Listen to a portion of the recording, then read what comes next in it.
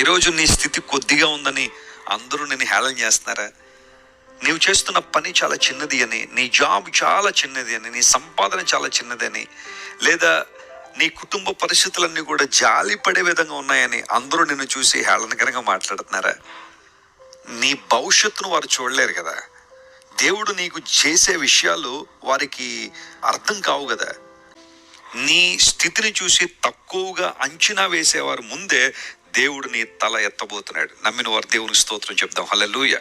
నీ బిడ్డల భవిష్యత్తును తక్కువగా చూసి మాట్లాడుతున్న వారు రేపొద్దున నీ పిల్లలు దేవుడు హెచ్చించే విధానాన్ని బట్టి దేవుడు మహిమ పొందుకుంటాడు.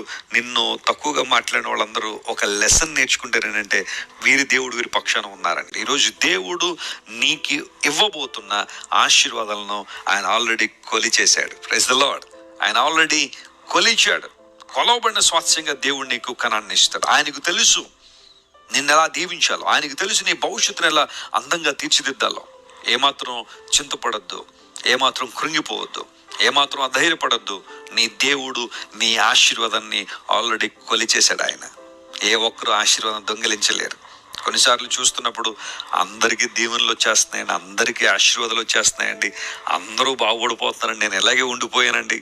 నేను మాట చెప్పినప్పుడు దేవుని బిడ్డ, నీ ఆశీర్వాదం నీదే, నీకు కొలవబడిన స్వాస్థ్యం నీదే. దేవుడు దాన్ని మరెవరికి ఇవ్వడు. ఈ విషయాన్ని గుర్తుపెట్టుకో. నీ పట్ల దేవునికున్న ప్రణాళిక అంత గొప్పది. కృంగిపోవద్దు. నీ బిడ్డల భవిష్యత్తు గురించి చింతపడుతున్నావా?